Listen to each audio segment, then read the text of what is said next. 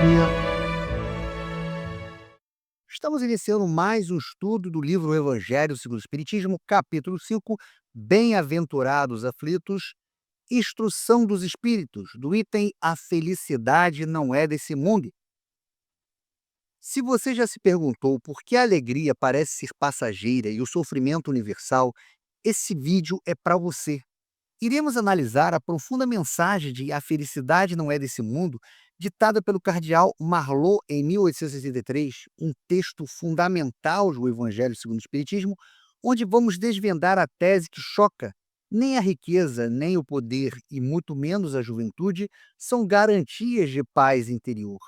Então, por que afinal o ser humano se sente infeliz em todas as posições sociais?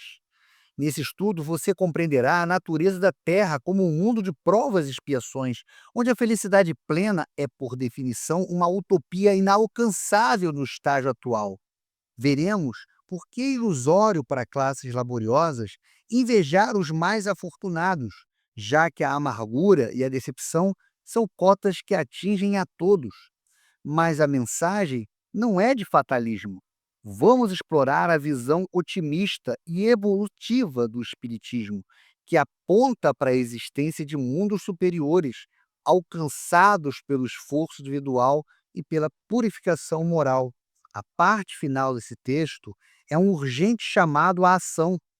Descubra por que a tarefa de despojar-se do homem velho e propagar a doutrina espírita é a chave para a regeneração da humanidade e para a construção de um futuro onde a palavra felicidade finalmente deixa de ser algo em vão. Prepare-se então para uma análise que transformará sua percepção sobre a dor, o propósito da vida e o destino evolutivo de nosso planeta. Sejam todos muito bem-vindos a mais esse estudo. Não sou feliz, a felicidade não foi feita para mim, exclama geralmente o homem em todas as posições sociais. Isso, meus caros filhos, prova melhor do que todos os raciocínios possíveis a verdade desta máxima do Eclesiastes: a felicidade não é deste mundo.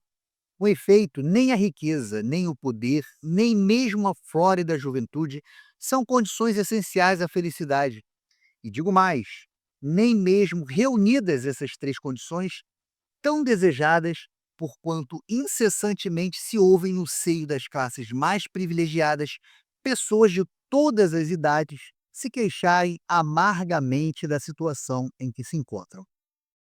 Então veja que esse texto, o autor, ao citar, que a riqueza, o poder, a juventude, ele demonstra que tais atributos, sejam eles isolados ou juntos, eles são insuficientes para garantir a plenitude interior, a felicidade interior. O argumento, ele se fortalece na evidência de que as classes privilegiadas, que teoricamente possuem todos esses ingredientes para serem felizes, riqueza, poder, juventude, eles continuam a se queixar amargamente, provando que a posse de bens materiais não imuniza o ser humano contra o sofrimento moral. Ou seja, a felicidade não depende apenas de bens materiais, de status ou da idade. A felicidade, ela não é um produto das circunstâncias externas. Mesmo quem aparece ter tudo, também sofre, também se queixa. A angústia atinge todas as idades, todas as classes. E o autor aqui relata que a Terra, em sua atual condição, ela não oferece os elementos necessários para a felicidade completa. Conclui-se que a verdadeira felicidade não fixa para o mundo terreno, mas a estados mais elevados do espírito, já que aqui todos, em maior ou menor grau, enfrentam dificuldades, enfrentam frustrações, enfrentam limitações. Diante de tal fato, é inconcebível que as classes laboriosas e militantes invejem com tanta ânsia a posição das que parecem favorecidas da fortuna. Neste mundo, por mais que faça, cada um tem sua parte de labor e de miséria, sua cota de sofrimento e de decepções, onde facilmente se chega à conclusão de que a Terra é lugar de provas e de expiações. Então vejo que aqui o autor ele dá uma explicação objetiva e didática, né, a respeito de que as pessoas ricas e privilegiadas, elas também sofrem e se consideram infelizes. Então não faz o menor sentido que as classes trabalhadoras invejem tanto a vida dos que parecem ter fortuna. Ou seja, o autor está demonstrando que o desejo das classes mais pobres, mais humildes, de ocupar o lugar dos mais ricos, é baseado numa ilusão, pois a fortuna, né, o dinheiro, ele não elimina o sofrimento pessoal. Ele explica que a Terra, todos passam por dificuldades, cada um do seu jeito. Todos trabalham, todos enfrentam problemas, todos têm sofrimentos, perdas, decepções. Por isso, é fácil perceber que a Terra não é um lugar de felicidade plena, mas um mundo de aprendizado, onde vivemos provas e expiações para o nosso crescimento espiritual, onde cada ser humano vai receber sua parcela inevitável de dificuldade, independentemente de seus esforços externos para evitá-las ou de quanto dinheiro ela possua. Assim, pois, os que pregam que ela é a única morada do homem e que somente nela e numa só existência é que lhe cumpre alcançar o mais alto grau das felicidades que a sua natureza comporta, iludem-se e enganam os que escutam, visto que demonstrado está por experiência arquissecular que só excepcionalmente este globo apresenta as condições necessárias à completa felicidade do indivíduo. Então veja que o autor, nesse parágrafo, ele se concentra em refutar a visão materialista e dogmática da vida que limita a existência humana a este planeta e a uma única encarnação. O autor critica aqueles que pregam que a Terra é a única morada do homem e que o mais alto grau de felicidade deve ser alcançado compulsoriamente neste curto período de uma só existência, afirmando que tais ensinamentos enganam tanto quem prega quanto quem escuta. Isso porque a própria experiência da humanidade, ao longo dos séculos, mostra claramente que a Terra raramente oferece condições para a felicidade completa. Ou seja, a vida aqui é cheia de limitações, dificuldades, imperfeições. Então não faz sentido acreditar que este mundo seja o único cenário para atingirmos a plenitude. A felicidade total não cabe neste planeta, pois ele não possui estabilidade, harmonia e muito menos perfeição suficiente. Então, quem acredita que só existe esta vida na Terra e que nela devemos atingir a felicidade plena, está se iludindo, porque o próprio mundo não oferece isso. A ideia é clara: se a felicidade não é alcançada aqui em uma só vida, é porque ela é reservada para outros mundos e para futuras existências, quando o indivíduo estiver mais purificado. Em tese geral, pode-se afirmar que a felicidade é uma utopia a cuja conquista as gerações se lançam sucessivamente sem jamais lograrem alcançá-la. Se o homem ajuizado é uma raridade nesse mundo, o homem absolutamente feliz jamais foi encontrado. Então veja que aqui vai uma explicação, né, que o autor passa para a gente de um modo geral, que a felicidade completa que todos procuram é como uma utopia, é algo idealizado, desejado, mas que ninguém realmente consegue alcançar aqui no nosso planeta. Geração após geração, as pessoas correm atrás dessa felicidade total, mas nunca a conquistam. Ele reforça essa ideia dizendo que já é difícil encontrar uma pessoa realmente sensata e equilibrada, né, que ele chama de o homem ajuizado, E uma pessoa totalmente feliz, sem nenhuma dor, sem nenhum problema ou frustração, essa então nunca foi encontrada. Então, se a gente for resumir esse parágrafo, a gente pode dizer o seguinte, que as pessoas elas passam a vida toda buscando uma felicidade perfeita, mas isso não existe aqui na Terra. Ninguém é completamente feliz aqui, porque esse mundo não oferece condições para isso. Vivemos num mundo de provas e expiações. O em que consiste a felicidade na Terra é coisa tão efêmera para aquele que não tem a guiá-lo à ponderação, que por um ano, um mês, uma semana de satisfação completa, todo o resto da existência é uma série de amarguras e decepções. E notai, meus caros filhos, que falo dos venturosos da terra, dos que são invejados pela multidão. Então veja que aqui, né, o ponto principal é que a felicidade terrestre, ela é algo passageiro, é efêmero. Ou seja, além de ser passageira, ela é de curta duração.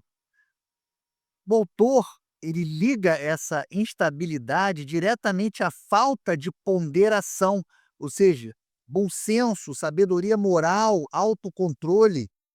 Sem a guia da ponderação, os indivíduos se prendem a satisfações momentâneas, que não possuem raízes morais para sustentar a paz interior. Ele diz que, mesmo quando uma pessoa experimenta um ano, um mês ou até mesmo uma semana de felicidade completa, isso é muito pouco diante do restante da vida, são rapidamente engolidos e superados por uma série de amarguras e decepções que compõem o restante da sua existência. A alegria, ela vai se tornar a exceção insignificante. A decepção é a regra da vida da Terra, que geralmente é marcada por dificuldades, por frustrações, por decepções. Ele ainda destaca um ponto importante. Ele não está falando dos pobres ou dos que passam grandes necessidades, mas dos chamados felizardos, aqueles que a maioria das pessoas invejam por parecerem ter tudo. Isso reforça pela última vez a tese de que a felicidade é uma condição universal e não está ligada à falta de bens materiais, desmistificando o sucesso externo. Consequentemente, se a morada terrena são peculiares as provas e a expiação, forçoso é se admita que algures morada há mais favorecidas, onde o espírito, conquanto aprisionado ainda numa carne material, possui em toda a plenitude os gozos inerentes à vida humana. Tal razão porque Deus semeou no vosso turbilhão esses belos planetas superiores, para os quais os vossos esforços e as vossas tendências vos farão gravitar um dia, quando vos achardes suficientemente purificados e aperfeiçoados. Então veja que aqui o autor ele está afirmando como a Terra é um mundo marcado por provas e expiações. É lógico e natural concluir que devem existir outros mundos, outras moradas, onde a vida seja mais feliz, mais harmônica. Então, segundo a visão espírita, existem planetas mais evoluídos, onde o espírito, mesmo ainda tendo um corpo material, ele consegue experimentar uma felicidade muito maior, pois essas moradas oferecem melhores condições morais e espirituais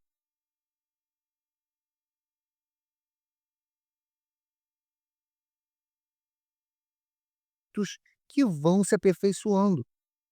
E ele completa: um dia, quando estivermos mais purificados, aperfeiçoados e moralmente melhores, nós também seremos atraídos para esses mundos mais felizes.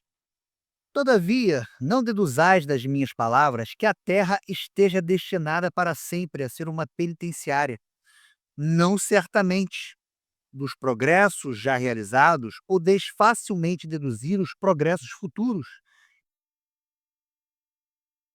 novos e mais fecundos melhoramentos. Essa a tarefa imensa cuja execução cabe a nova doutrina que os Espíritos vos revelaram. Então veja que aqui o autor diz que, apesar de a Terra ser atualmente um mundo de provas e dificuldades, isso não quer dizer que ela vai ser para sempre um planeta de sofrimento. A Terra não está condenada a ser um lugar de sofrimento eterno. Ele explica que os progressos que a humanidade já alcançou ao longo da história mostram claramente que novos progressos virão. Então, se a gente olhar a nossa história, vamos perceber que a humanidade já evoluiu muito. Deixamos para trás práticas mais violentas, criamos leis mais justas, desenvolvemos a ciência, a tecnologia, a medicina, aprimoramos valores como solidariedade e respeito. Se já conseguimos melhorar tanto, isso mostra que temos capacidade de continuar melhorando, ou seja, o progresso passado é uma prova de que o progresso futuro também vai acontecer, porque a evolução é um processo contínuo. E cada melhoria social, cada melhoria moral, intelectual, ela vai abrir caminho para melhorias ainda maiores no futuro. E ele conclui dizendo que essa grande transformação, essa evolução moral da humanidade, faz parte da missão da doutrina espírita. O espiritismo veio para ajudar a humanidade a se renovar e a transformar a Terra em um mundo melhor. Assim, pois, meus queridos filhos, que uma santa emulação vos anime e que cada um de vós se despoje do homem velho. Deveis todos consagrar-vos à propagação desse espiritismo que já deu começo à vossa própria regeneração. Corre-vos o dever de fazer que os vossos irmãos participem dos raios da sagrada luz. Mãos, portanto, à obra, meus queridos filhos, que nesta reunião solene todos os vossos corações aspirem a esse grandioso objetivo de preparar para as gerações por vindouras um mundo onde já não seja vã a palavra felicidade. François Nicolas Madeleine, Cardeal Marlot, Paris, 1863. Então veja que aqui o autor ele faz um apelo direto aos leitores. Ele pede que todos sejam motivados por uma boa emulação, ou seja, um impulso positivo para se tornarem melhores. E para isso, cada pessoa deve abandonar o homem velho, que está simbolizando os seus vícios, o egoísmo, as atitudes negativas, fazendo assim cada um a sua própria reforma íntima. Em seguida, o foco ele acaba mudando para o dever coletivo. Ele diz que todos devem se dedicar à divulgação do espiritismo, porque essa doutrina já começou a transformar moralmente aqueles que já estão estudando. E se ela traz luz e renovação, então é um dever compartilhá-la com outros, permitindo que mais pessoas também se beneficiem dessa luz espiritual. Por isso, ele conclama: o objetivo final de todos esse esforço é grandioso, é algo altruísta.